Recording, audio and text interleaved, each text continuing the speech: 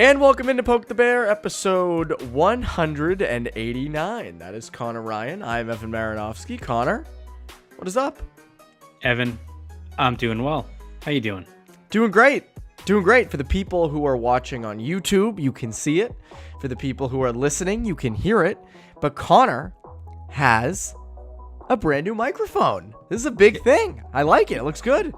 Yeah, shout out to my Aunt Rosie who got me this for Christmas. So shout out there for actually getting a recording device that's not just my AirPods. So hopefully I sound a little bit clearer for all you people listening in on the podcast. Hopefully I'm not too loud.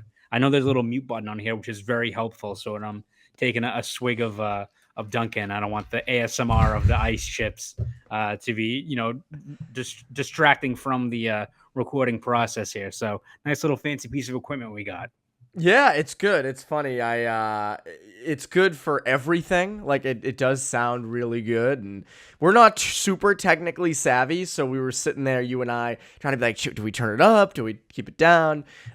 So we both got these mics. They might be the same brand. I don't even know. But yeah, I have no idea. But no, I feel like, when you're a little kid and you like bring your PlayStation or GameCube over to your grandparents' house, and they don't know how to work it. It's just like those red, white, and blue wires, right? That it takes 2 seconds to do, but you felt like a whiz. I feel like I'm like the grandparent now that when someone else sets it up beyond just like a USB, I feel like it's a whole new world. I feel like I'm getting old here, Evan.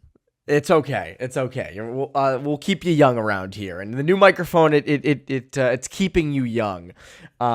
But anyways, I gotta say, before we dive into Bruins Sabres and everything that happened from it, I watched. So I have HBO Max, and I know a lot of people might disagree with me on this, but I love the HBO Max interface. It's clean. Now, granted, the game was very delayed. I would get the tweet notifications from the Bruins like, CC puts us up 3 or whatever, and it would be like, 2 minutes later, that would actually take place on the screen. It'd be like, damn it, I shouldn't have looked at my phone.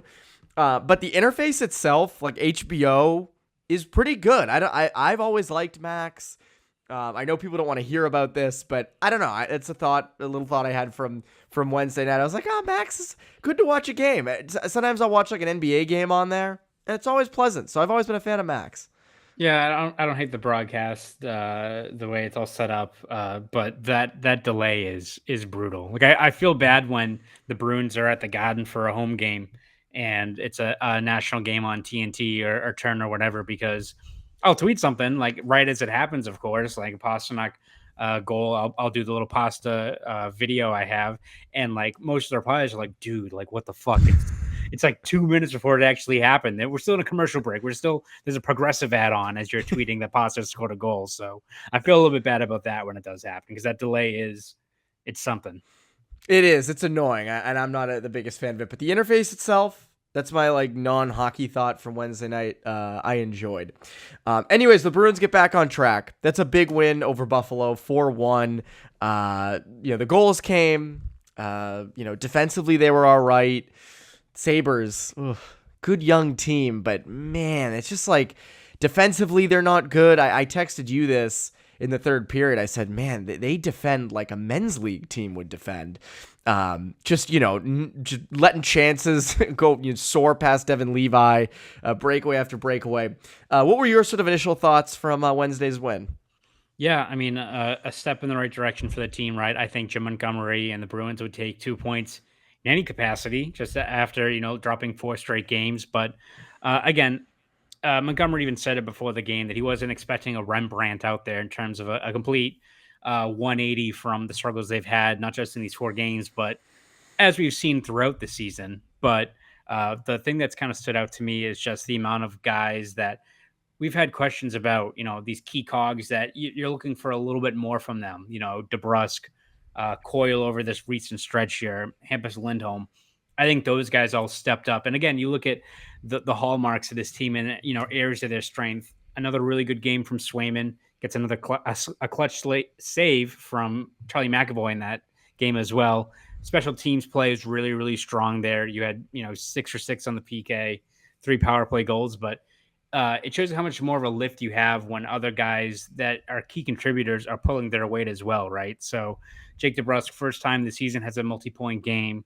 Charlie Coyle gets 2 power play goals. Lindholm, again, doesn't really register it on the score sheet or anything like that, but played, I think, a really clean game, a lot of PK work. Montgomery on Thursday mentioned how strong Lindholm was in terms of just his passing and getting the puck out quick down both ends of the ice. I think it shows you that, especially DeBrusk and Lindholm, who've really not fallen, set into a really good rhythm so far this year, when they're on, just how much better it makes his overall team, which I think is the most encouraging thing you saw from this game. And hopefully they can build on it in this, I guess, second half of the year. We talk a lot about how if the Bruins are to go far in the postseason, if they're going to be successful, the goaltending is going to need to be what carries them. That's going to be the thing that gets them past better teams, is going to keep them in games. But I think if they're really to go deep and to make a real run, you're going to need guys like Jake DeBrusk to be at his best. You're going to need Hampus Lindholm to be a lot better than he's been. And again, Wednesday night is not everything. It's one game, but it is encouraging that DeBrusk not only set up Coyle on some of those goals, but had some really good little plays throughout the game. Good stick positioning, good PK work, hustled for loose pucks. I know production is the number one thing with him. We've said that all year. We have been consistent on Jake DeBrusk, but it is encouraging to see him do those little things as well, right? That's been a thing in the past that hasn't always been there when he hasn't been producing. It's like you don't notice him. You do notice Jake DeBrusk. It's just he's not producing, which, again, you do need him to obviously do. Who I liked in Wednesday's game, along with those guys, was Mason Lohrei. Lohrei had a really strong start, obviously scores that goal, but that all comes from being aggressive in the neutral zone, stepping up, stick on stick. That's a confidence play right there. Bruins have talked about that a lot, negating the rush, breaking up plays before they happen. And I think he did that. I think he was aggressive all night. I thought he was solid. His puck movement at the point is never an issue, but to me, like, if he can continue to be like that, to play that brand of hockey, I don't know how he goes back down, because it's such a needed thing up there. A, the production, but B, just, his overall two-way game at his size, I think just adds such an element to that team. And again, I thought he was just fantastic on Wednesday. Yeah, no, and it's something where Jim Montgomery has mentioned, the shot first mentality, generating offense from the blue line. That was case in point with Lohrei. If you were to ask, I think, Bruins fans before the year of, what's a highlight reel play that you can see where a guy like Lohrei is such a special player, it's him, in that game against Buffalo, dude, 6'4", huge guy, like jumps up into the play, all of a sudden looks like a forward out there and pounces on a loose puck and gets kind of the game rolling for the Bruins there. And it just shows you how much of an impact he can bring, especially offensively. And I think you have to give him credit too. Like when he got sent down after, right before that, I think it was the Bruins Rangers game right after Thanksgiving. Again, we talked about it plenty of times before, but this was a guy in Lohrei who's obviously very talented, but still had a lot of work to do in the D zone. In his first 12 games, the Bruins were outscored 13-7 while he was out there. Not great, right? That's something that I think we all kind of expected. There was going to be a learning curve there and some bumps in the road. But in the last 6 games, since he's kind of been recalled from Providence and has had this kind of, I guess, second stint, Bruins have outscored opponents 5-1 when he's been out on the ice. So it's not to say that it's been completely night and day when you look at just his overall growth, but it's very encouraging that, a guy that I think even going into this regular season really accelerated his timeline. It's not like it's something where it's all right, this year, regardless of where he is, Boston or Providence, we know it's going to be work in progress. This whole year is going to be him learning on the fly and addressing these flaws. Like he's actively taken that approach. And I think he's been a lot stronger in that area of the game, which again, if he wants to stay up here full time, carve out a top 4 role, he's going to have to be a 200-foot guy, especially as a defenseman. 100%. You cannot just be a power play quarterback, point heavy guy. He absolutely has to be locked down in his own zone. So I thought it was an encouraging game Wednesday night. Again, the Bruins get the 4-1 win, which they needed. You needed a game like that. I know the Sabres have their flaws. I do wonder what happens up there because there is the talent. It's just not being put together at all. I would also say, like, in net, I think Levi's solid, but it's just he's young. Like that team is, some were saying, oh, this is the year the Sabres are going to make the playoffs. And I know they were fairly close last year, but I mean, there's no structure, there's a lot of good skilled guys, Dahlin, Power, lots of interesting prospects, or not prospects, but interesting players. And nothing's really put together up there. They don't look like a well-oiled machine at all. No, it's almost like the lack of cohesion there. Because as you said, I think Levi, he's had his ups and downs, has been in the AHL a little bit this year, but had quite a few really good saves in that game. But if you're a young goalie trying to really establish yourself in your first full year in the NHL, and you have a goal in the power play where like Dahlin just like is an easy shot, like right at the crease, like he rifles it home. Like, what are you doing there, right? Like that's not doing enough to keep to complement your really talented young goalie and have him build his confidence up too. So it's almost like the talent is obviously there, but the cohesion and the putting it all together to putting out a winning product on the ice just hasn't been there so far. No, it hasn't. It hasn't at all. I want to get to a big takeaway from Wednesday night's game. But first, Connor, a quick word from our sponsor. Early this NFL season with FanDuel, America's #1 sportsbook. Right now, new customers get $150 in bonus bets with any winning $5 money bet. That's $150 if your team wins. If you've been thinking about joining FanDuel, there's no better time to get in on the action, NFL. The app is so easy to use. There's a wide range of betting options, including you got spreads, you got your player props, you got over-unders, and more. So visit FanDuel.com/Boston and kick off the NFL season. FanDuel, official partner of the NFL.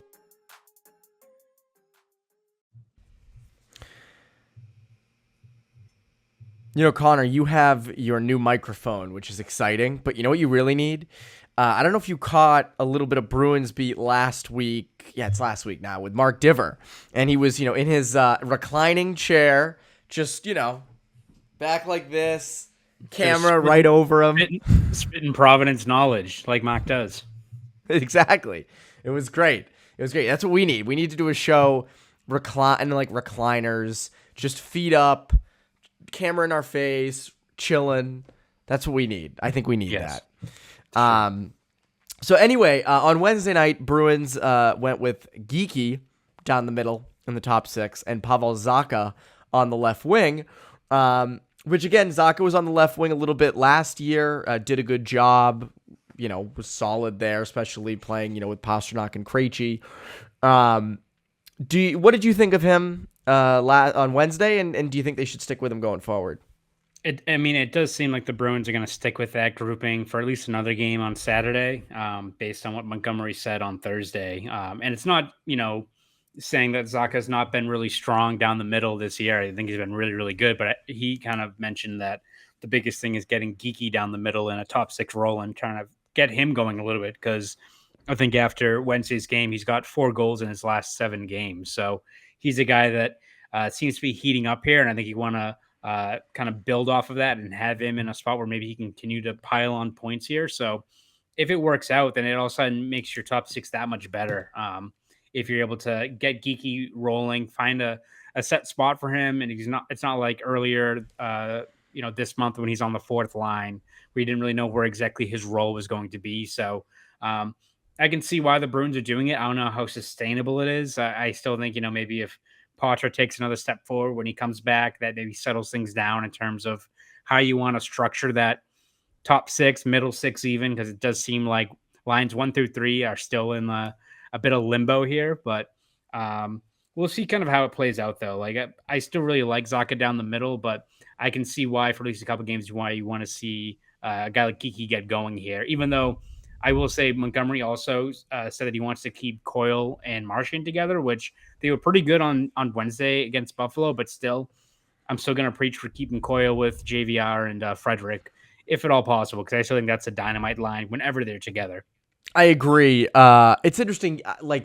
I agree with the idea of Morgan Geeky being used right now to get him going, because I do like his game. I think, you mentioned it a lot in the offseason. Like, there's more to Geeky than he was giving in Seattle, and I think you've seen flashes of it this season.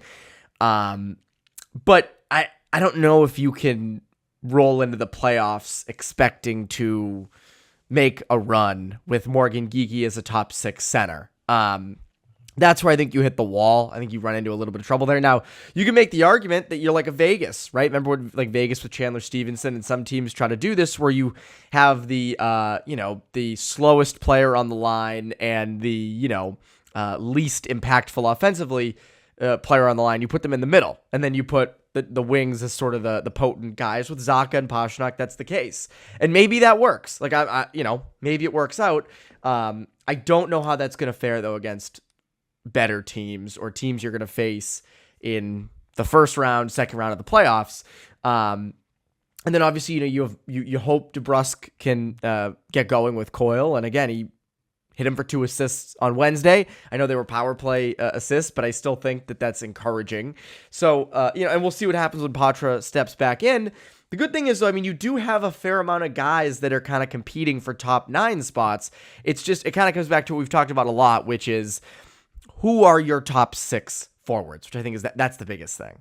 Yeah, no, exactly. It's something where Montgomery even mentioned, if they're able to keep Zacha on the wing and let's say Geekie rolls with it in terms of his play down the middle in a top 6, whatever you want to call it, spot, all of a sudden their assortment of wings all of a sudden starts looking a lot better when it's Marchand and Zacha and DeBrusk and Pastrnak and those guys. Like all of a sudden, those are pretty good for wingers there for your top 6. And that's kind of been the biggest issue for this team is, the center play really hasn't been this black hole between Coyle and Zacha and Patra when he's been in there, and Geekie at times. Frederick's even been pretty solid down the middle. Like, again, are they the same caliber of elite players like Bergeron and Krejci? Of course not. But the play down the middle really hasn't been like the black hole in this team. It's been a lot of the established scoring depth at the wing. And if Zacha shifts over there and is the same player he was last year when he was more on the left wing, it does make your overall top 6 grouping that much better down the stretch here. It does. And by the way, Charlie Coyle continues to roll. I mean, this is the best I've ever seen Coyle, I think. I mean, I don't think that, I've always liked his game, but just the production mixed with just great 200-foot play. I mean, we're 2.5 months into the season now. Like he has fully, almost 3 months actually, 3 months into the season, he has fully embraced the role of being a top 6 center. I mean, it's been really fun to watch. Before we get to the big story that everyone's sort of talking about right now, a quick word from our delicious friends over at Factor Meals. You might be looking for nutritious, convenient meals to keep you energized on jam-packed days. Factor, America's #1 ready-to-eat meal delivery service, can help you fuel up fast for breakfast, lunch, and dinner with chef-prepared, dietitian-approved, ready-to-eat meals delivered straight to your door. You'll save time, eat well, and stay on track with your healthy lifestyle while tackling all your holiday to-dos. Too busy with holiday plans to cook, but want to make sure you're eating well? With Factor, skip the extra trip to the grocery store and the chopping, prepping, and cleaning up too, while still getting the flavor and nutritional quality you'll need. Factor's fresh, never frozen meals are ready in just 2 minutes, so all you need to do is heat and enjoy. This November, get Factor and enjoy eating well without the hassle. Simply choose your meals and enjoy fresh, flavor-packed meals delivered to your door. Ready in just 2 minutes, no prep, no mess. So head to factormeals.com/poke50 and use code POKE50, that's POKE 50, to get 50% off. That's code POKE50 at factormeals.com/poke50 to get 50% off. Poke 50. You heard it. So everyone, poke 50. So what people are talking about, and there's rumors, and I'm curious what happens by the time this podcast goes out. So as of now, there's nothing official from the Bruins yet. But, there's speculation that Georgii Merkulov could be getting called up to Boston from Providence. I think this is a good idea. I want to see what he brings. I do. This is the right time of year to do it. It's, mid-season, struggling for offense. That's a guy who's been doing all the right things down in Providence. He's producing, but he's also, being a good a better 200-foot player, being better away from the puck. I like the idea of bringing him up. The question is where he fits. But what are your thoughts on Merkulov potentially joining the roster? Yeah, no, I think as you said, Evan, I think it's a perfect time to do it, especially where Patra is going to be away for at least another week, even a little bit more than that. So again, it's not to say that you call up Merkulov, you got to keep him up here or it's anything, you have a lot more flexibility, unlike the situation with Patra, right? So even if it's for like a 5 or 6 game sample size and you bring him up for the first time, see how he adjusts up here. And yeah, again, it's all about getting a guy and putting him in a more challenging environment, see how he responds to it. Because as you said, Merkulov, I think we've known for a long time now his talents offensively. Even last year, he had over 55 points in his first full year in Providence. So we know how gifted he is, how good of a shot he has, his poise, all that stuff. The biggest thing has been how he can adjust and build his game. And from, I asked Montgomery about him today of what he's heard from Ryan Mujanel about his overall growth down there in Providence. And he said it's the D zone work and how strong he's become as a two-way player. Not to say that he's going to be in the running for a Selke in a couple of years, but for an area of the game that everyone has mentioned as being maybe the biggest flaw, even I think it was 2 dev camps ago, people talked about Merkulov and how good he was, but they're like, red flag, like the D zone play has a lot to work on. And he's, I think he's taking that to heart. That's a sign of a good young player, that it's something that's clearly been identified as what he needs to work on. And he's made the most of it. So even if he comes up here and it's a whole another tier of competition and he goes through the bumps in the road, as has been the case with Patra and Beecher and Lohrei and every single player, right? But he has a game or two where he strings together a couple of strong shifts. Maybe he gets a goal, gets rolling here, and builds up his confidence. Best case scenario, he stays up here in a middle 6 role. He can play at center, play on the wing. Maybe he surprises and proves that he has a spot up here full time. But even if it's just a couple of games, gives you a little bit of a spark, a different look, especially in that middle 6 grouping while Patra's away. There's nothing wrong with that, especially if, he goes back down to Providence, keeps on building his game and warrants another call up in another couple of months. Like, you've got a good situation on your hands, and it all directly ties into how good Merkulov has been at improving his overall game.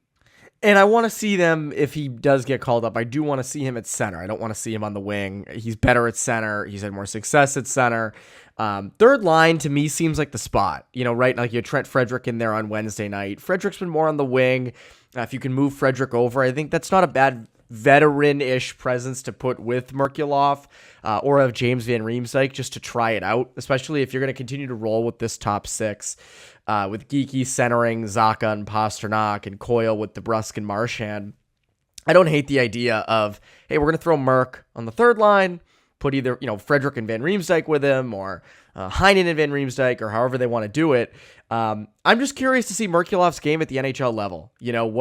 What's his attention to detail like? I know it's boring to talk about that stuff, but that's what's going to get him up here because the production, the skill, I think that's all there. So I'm very curious to see, if he gets called up, because as we record on Thursday at 5:05 p.m., nothing official has been out yet. So, we're going to go with that. But I'm also curious to see just sort of what his game looks like at the NHL level. So he's an exciting prospect because there is that offense. It's not like, with Beecher, it was more of he's really fast. Production's not really there, but, he's pretty good everywhere else, and you know what you're going to get, fourth line center.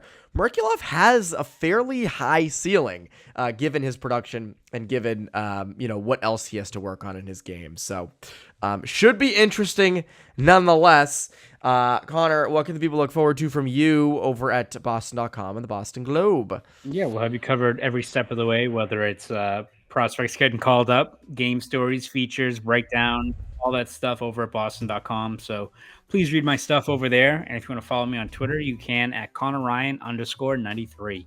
Go do all of that. That's Conor Ryan. I'm Evan Marinofsky. You Poke the Bear listeners. Have a great rest of your week.